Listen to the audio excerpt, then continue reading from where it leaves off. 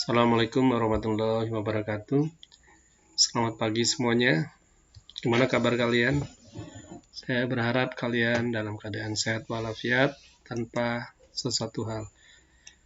Untuk hari ini Bapak akan menjelaskan tentang ada dua materi di sini, yaitu tahap perkembangan desa dan pola keruangan desa. Kita lihat judulnya adalah tahap perkembangan desa. Berarti nanti desanya berkembang ya, mulai dari yang sederhana sampai desa yang paling maju.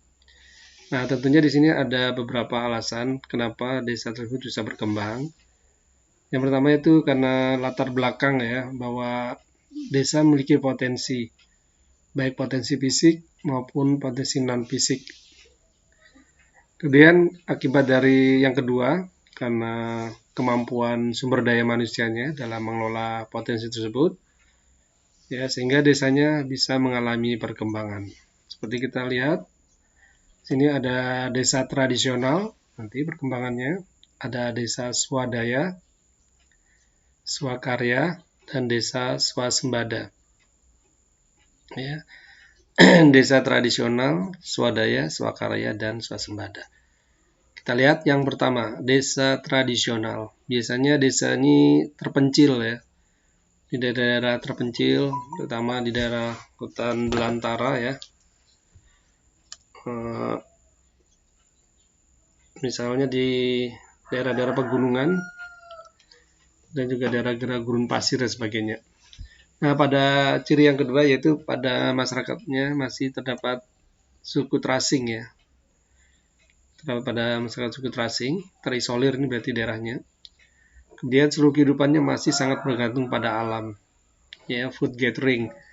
Jadi dia mengambil bahan makanan atau berburu hanya dari alam. Ini ciri desa tradisional. Kemudian desa swadaya. Ini cirinya adalah penduduknya jarang. Ya, walaupun masih lumayan lah daripada tradisional, juga jarang. Kemudian masih terikat sama adat istiadat. Ya, adat istiadat sangat kuat sekali di sini. Ya. Kemudian tingkat pendidikan rendah. Ya. Kegiatan penduduknya dipengaruhi oleh alam, masih ya, bergantung misalnya dari pertanian, ya. Kemudian bahan makanan dan sebagainya masih bergantung pada alam, tapi tidak seperti yang di tradisional. Sudah ada upaya untuk bertani dan beternak dan sebagainya. Kemudian daerahnya berupa pegunungan atau perbukitan dan lokasinya masih terpencil. Ya, ini ciri desa swadaya. Cara mengingatnya atau memahami, cara menghafalnya yaitu tidak berdaya. Ya. Jadi kalau ada soal nanti yang berkaitan dengan desa swadaya itu pesan kalian adalah desanya tidak berdaya. Ya, masih ya lumayan lah, walaupun dibandingkan dengan desa tradisional. Kemudian desa swakarya. Ingat, di sini desanya ini biasanya sudah mulai menggeliat ya istilahnya dalam kegiatan atau aktivitasnya. Dalam menggali potensi tadi, dia sudah mulai. Nanti kalau ada soal mulai atau transisi atau peralihan, itu mesti desa swakarya. Nah, seperti apa? Kita lihat. Yang pertama, desa yang tingkat perkembangannya sudah lebih maju, ya, lebih maju dibandingkan dengan desa swadaya. Ya, sudah mulai nih berarti. Kemudian adat istiadat sedang mengalami perubahan, ya, mulai mengalami perubahan atau transisi, udah mulai agak ditinggalkan. Kemudian pengaruh dari luar sudah masuk sehingga mengubah pola pikir. Nah ini karena tadi udah kontak ya dengan daerah lain atau desa lain masyarakatnya, sehingga terjadi perubahan pola pikir. Misalnya sudah mulai mengenal pendidikan, ya, mengenai kesehatan misalnya. Kalau sebelumnya kalau desa yang tradisional atau tradisional itu mereka mengandalkan sama dukun misalnya, melahirkan sebagai nah di sini sudah mengenal kesehatan misalnya, itu mulai nih terbuka, terus mau sekolah dan sebagainya. Dan lapangan kerja dan produktivitas bertambah. Nah ini bervariasi. Kalau yang pertama, kedua ini homogen ya, cenderung homogen. Di sini mulai heterogen ya, mungkin dengan adanya listrik masuk desa ya, sehingga nanti ada perubahan pola ekonomi. Sebelumnya mereka mengandalkan tenaga manual, nah sekarang udah menggunakan tenaga mesin sebagainya. Nih kemampuannya. Kemudian mata pencarian penduduknya mulai beragam dari mulai heterogen. Ini desa swakarya. Ingat-ingat mulai ada kata mulai atau transisi. Nah, desa yang paling maju di sini adalah desa swasembada. Ya, ini desanya sudah maju sekali. Lokasinya biasanya dekat dengan ibu kota, misalnya ibu kota kecamatan, kabupaten, bahkan provinsi ya. Nih, kemudian alat teknis yang digunakan jauh lebih modern. Ya, misalnya eh, merapikan kayu ya, menyerut itu ya, menyerut kayu itu dengan menggunakan alat serut gitu. Ini sudah menggunakan alat mesin ya. Ini contohnya ya dalam kehidupan sehari-hari. Atau membuat kue misalnya. Dulunya manual, sekarang udah menggunakan mixer dan sebagainya. Kemudian adat istiadat sudah tidak mengikat lagi, cenderung hilang. Makanya ini cirinya sudah mulai kekotaan ini. Ya, kemudian tingkat pendidikan dan keterampilan sudah tinggi. Ya, penduduknya sudah melek huruf, terus juga sudah terampil ya. Cenderung nih nanti arahnya ke industri ya dan jasa nanti. Kemudian mata pencariannya beragam nih. Tadi saya sebutkan industri dan jasa. Nah ini tingkat kesadaran kesehatan juga tinggi. Ini cenderung kalau kita bicara desa swasembada ini, desanya udah sangat-sangat maju. Nah sekarang kita lihat fungsi desa. Ada beberapa poin ya fungsi desa. Ingat orang kota itu tidak akan bisa hidup tanpa orang desa. Maksudnya semua keperluan itu disuplai dari desa. Sebagai contoh, fungsi desa yang pertama adalah desa sebagai hinterland. Ya, hinterland adalah daerah belakang yang mendukung kehidupan kota. Ya, hinterland adalah daerah belakang yang mendukung kehidupan kota. Yaitu desa sebagai pemasok kebutuhan bahan pangan bagi kota. Ya, semua bahan pangan semuanya berasal dari desa. Coba lihat gambarnya sini. Ada sayur mayur ya, kentang, tomat, wortel dan sebagainya. Kemudian padi ya, makanan pokok ya. Jagung misalnya. Kemudian sayur ya, kol sini. Makan sumber protein hewani. Sapi, kambing ya, ayam, itik ya. Kerbau mungkin ya dan sebagainya. Ini sudah olahan ini. Ini semuanya seperti sayur mayur, lauk pauk dan buah-buahan itu semuanya disuplai dari desa. Ya, orang kota boro-boro ya untuk bertani ya. Dan maka mereka cenderung nggak mau. Ya. Nah, di sini disiapkan oleh desa. Kemudian desa merupakan sumber tenaga kasar ya, tenaga informal ya bagi perkotaan. Kerja-kerja yang sifatnya serabutan yang tidak memerlukan keterampilan atau skill ya atau pendidikan yang tinggi itu bisa tersedia dari desa. Semua pekerjaan yang skillnya tidak memerlukan keterampilan ya dan pendidikan tinggi itu semuanya tersedia dari desa. Ya. Kemudian desa merupakan mitra bagi pembangunan kota. Mitra berarti rekan. Yang tadi saya sebutkan bahwa desa menyuplai semua bahan makanan ya dari pertanian, peternakan mungkin ya atau perkebunan. Bahkan nanti juga kota memerlukan bahan baku industri ya. Itu semuanya disuplai dari desa. Nah, sebaliknya juga desa memerlukan hasil industri dari kota. Ya, semua hasil industri pakaian ya, alat-alat elektronik mungkin ya. Pecah belah semuanya dari kota. Nah, makanya terjadi supply and demand ya, pemenuhan dan keperluan ya. Misalnya ada mitra di sini ya, mitra bagi kota. Kemudian desa sebagai bentuk pemerintahan terkecil di wilayah Kesatuan Negara Republik Indonesia. Jadi semua program pemerintah dijalankan di desa. Ya, jadi bentuk pemerintahan terkecil, jadi semua program dari pusat bisa dilaksanakan ujung-ujungnya ya atau ujung tombaknya ada di desa seperti program imunisasi, pemilu, posyandu ya dan sebagainya yang berkaitan dengan program pemerintah. Termasuk juga vaksin ya imunisasi tadi. Kemudian desa dengan kesejukan udara, keramahan penduduk, serta pemandangan yang indah ya, sehingga desa sebagai atau berfungsi sebagai tempat wisata. Nah, bisa kita lihat di Jakarta ya, setiap weekend ya atau libur long weekend ya, libur yang lumayan panjang, itu berduyun-duyun ya orang kota dari Jakarta menuju ke Bogor. Nah, kan menunjukkan bahwa desa tersebut memiliki tempat wisata ya. Kemudian, nah ini lebih penting lagi juga bahwa desa sebagai penyedia bahan mentah atau bahan baku untuk kegiatan industri di kota. Karet, coklat, kopi, teh. Ya, hampir semuanya ini yang dari pertanian perkebunan nanti diolah merupakan bahan baku untuk industri di kota. Nah, ini fungsi desa ya. Sebagai hinterland, penyedia bahan baku, sebagai tenaga kerja, kemudian sebagai mitra bagi kota. Kemudian juga berfungsi untuk menjalankan semua program yang dilaksanakan dari pemerintah, juga sebagai tempat wisata, sekaligus juga sebagai penyedia bahan mentah atau bahan baku untuk industri.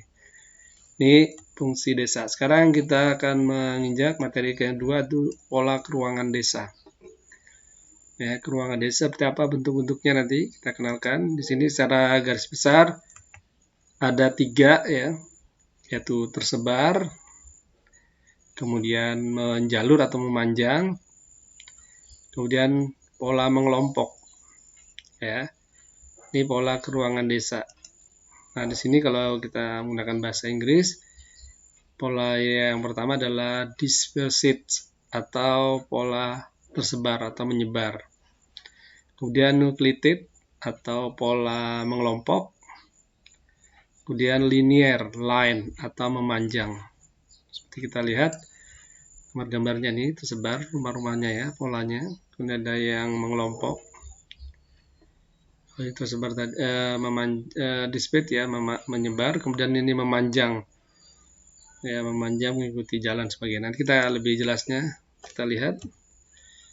Pola yang pertama yaitu pola memanjang atau linear. Bisa dilihat di sini ada rel kereta api, ada pantai, kemudian ada jalan, ada sungai. Nah, pola memanjang pada desa ini memiliki ciri pemukiman yang berada di samping jalan. Ya, jalan raya kanan kiri jalan, kemudian rel kereta api, kemudian pantai dan sungai. Ya, manjang. Nah, kenapa masyarakat desa tersebut lebih suka menempati daerah-daerah sepanjang jalan, rel kereta api, pantai dan sungai?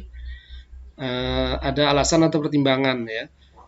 Yang pertama, masyarakatnya cenderung memilih pemukiman di dekat akses ya, transportasi agar memudahkan mobilitas sehari-hari. Ya, misalnya di jalan raya sini. Ya, aksesnya lebih dekat ya. Jika mau bergerak atau berpindah dari satu tempat ke tempat lain memerlukan transportasi di sini. Atau sungai. Ya, sungai di sini. Nah, kalau sungai sini juga sama untuk akses, selain juga transportasi, juga keperluan MCK, ya, mandi, cuci kakus, semua aktivitas dilakukan di sungai. Nah, ini pertimbangannya kenapa masyarakatnya lebih cenderung memanjang mengikuti sungai dan jalan. Nah, kalau pantai sendiri, ya pantai sendiri, itu dia pantai ini karena masyarakatnya aktivitasnya sebagai bermata pencarian sebagai nelayan, baik berangkat maupun berlabuh ya, dia akan menuju ke pantai di sini. Sedangkan yang rel kereta api di sini karena keterbatasan lahan biasanya, ya bukan karena transportasinya, tapi kecenderungan karena keterbatasan lahan sehingga menghuni sepanjang bantaran rel kereta api. Nah, kemudian ada lagi yang pola memusat atau nucleated, ya nuklir, artinya inti. Pola ini memusat merupakan bentuk desa yang memiliki kenampakan yang cenderung memusat atau bertemu pada satu titik, ya pada satu titik. Nah, seperti ini. Nah, apa yang mempengaruhinya? Faktor yang mempengaruhi pola keruangan cenderung memusat tersebut diantaranya ketersediaan sumber daya air. ya, sumber-sumber air. Misalnya kalau di daerah gurun ada oase, ya, air mata air yang ada di padang pasir misalnya, atau kondisi relief yang subur, daerahnya subur, nah, sehingga dia mengelompok, atau mungkin karena mereka satu garis keturunan kekerabatan, ya, satu garis keturunan, ya, sehingga masyarakatnya karena satu kekerabatan, ya, itu sangat tinggi, ya, interaksinya antara satu sama satu dengan lain, interaksinya itu sangat intens atau sangat kuat. Nah, makanya cenderung mereka akan mengelompok seperti ini. Pola ruang desa memusat atau mengelompok, ya, paling banyak terdapat di daerah datar rendah, ya, datar rendah, cenderung subur, sehingga mata pencarian adalah sebagai petani. Ini yang memusat. Jadi udah memanjang, memusat. Kemudian yang ketiga, ini adalah tersebar, ya, atau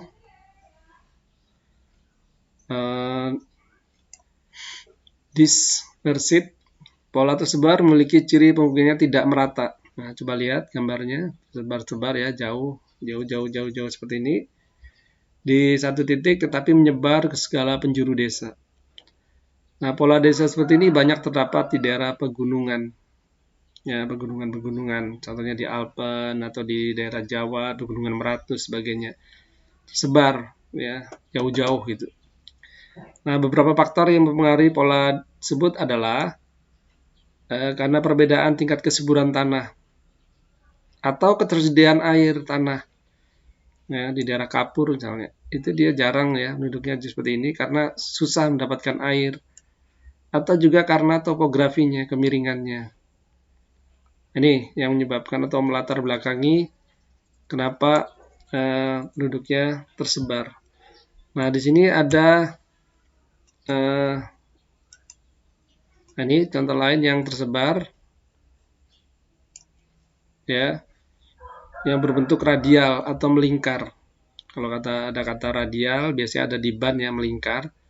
Seperti ini di gunung, ya, melingkar daerah-daerahnya nih, melingkari gunung, jadi titik-titik tersebar ini, tapi dia bentuknya melingkar. Atau di danau melingkar gini. Nah, ini sepanjang ini, tak gini, melingkar sini, mengelilingi danau, tapi dia bentuknya radial, tapi tersebar, ya, maka dikatakan tersebar radial atau radial dispersit.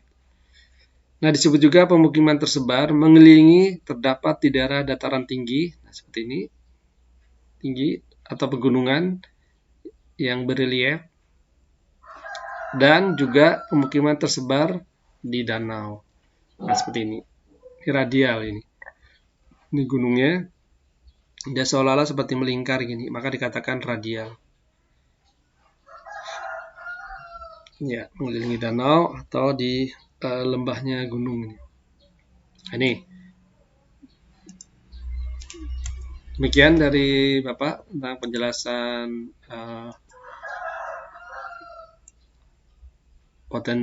perkembangan desa dengan pola keruangan desa. Dan jika ada salah khilaf, mohon maaf yang sebesarnya. Assalamualaikum warahmatullahi wabarakatuh.